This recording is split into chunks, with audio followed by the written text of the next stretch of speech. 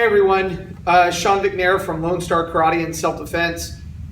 Today I had a question from a student that I want to go ahead and answer that question via video. It's a little bit easier to answer this particular question via video. The question was, if I'm not able to make it to class, or if I want to be able to train at home and I don't have a partner, I don't have a heavy bag, I don't have anything but myself and a little bit of space, what kind of stuff can I do? What kind of combinations? What kind of striking? What is it that I can do? Well, we're going to go into specifically on striking and a little bit of self-defense scenario type stuff. So first off, you need to work your isolated striking. So that includes your palm strikes, your hammer strikes, elbows, knees, front kicks, all your kicks, everything in isolation from a static stance, okay? Once you do that, once you add all your elbows, once you start working that from a static position, you're working the technique, you're gonna go ahead and you're gonna add combinations. One of the easiest and most effective striking combination protocols that we use here at Lone Star Karate and Self-Defense for our Krav Maga program is what's called Retziv. The Retziv program or protocol is it's very simple.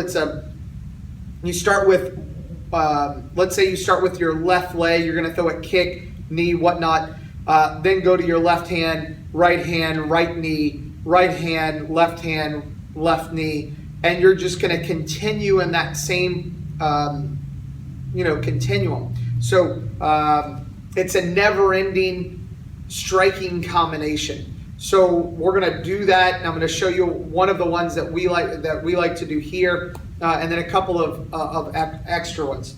So basically, what it is, we're going to start with a front kick with our left foot, left palm, and then right front kick, and then continue it on right palm, left kick, left palm, and so on.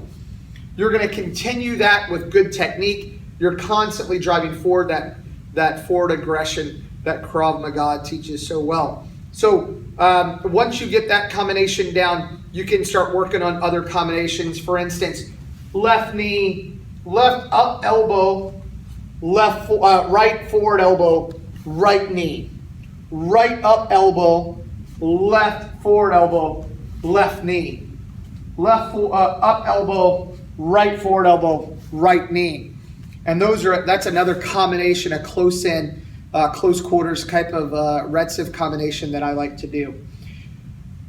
Once you're able to do that, you obviously can go on to many more different combinations, putting in different strikes, particularly to that Retziv protocol. You can also, a lot of students like to add a lot more hands to their combinations rather than kicking. So add several more hands in between the kicks, still keeping with that Retziv-like protocol. So what you would do is you throw a front kick, palm, elbow, kick, palm, elbow, kick. And so what you're doing is you're adding more hands to that same combination. Also, we always can work shadowboxing, and that's when we work our footwork, we work our different combinations that we've been training with, blocking, all the things that we typically would do.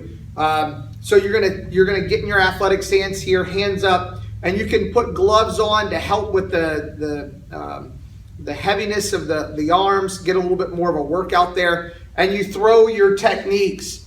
You throw all of your stuff. You can turn offline, throw your blocks, you can parry, throw round kicks, you can throw whatever you want from this particular shadowboxing scenario. Make sure that you go ahead and work all of the different techniques that you do. Shadowboxing is one of those things that it's very easy to see what a student really enjoys doing or what they can do versus what they can't do or don't enjoy doing. If they don't put it in their shadowboxing, they either don't know how to do it or they don't like doing it. Make sure you put in all of the information that you train with, that you've learned, so that you can continue to progress with those particular techniques. The last thing I like to do is take the self-defense situations that you've learned in your Krav Maga class and go ahead and solo train them. For instance, specifically with a front choke, I like to imagine that front choke is coming. From a static position, we'll start with this. So what I'm going to do is I'm going to raise that arm up and over, clear the arms, bring it down, throw either the elbow or the hammer strike, finish off with a good combination. And then I'll repeat that on the other side as well. So I'll bring that arm up, turn, clear, throw the hammer strike or elbow, and then finish up with whatever combination that you like doing. Okay? It's important to understand that you don't have to do the same combination over and over. It is recommended so you can get in a habitual way of doing it. But vary it up from time to time so you're not stuck in that same rut. You're not doing the same techniques over and over. Make sure you do not just your front chokes, but your rear chokes, your side chokes, your bear hugs, all of the different types of defenses that you do. Obviously, once you start working that, go to the ground, work it from the ground. You don't need partners. You need to just keep training. Good luck from Shawn Vicknair and at Lone Star Karate and Self-Defense.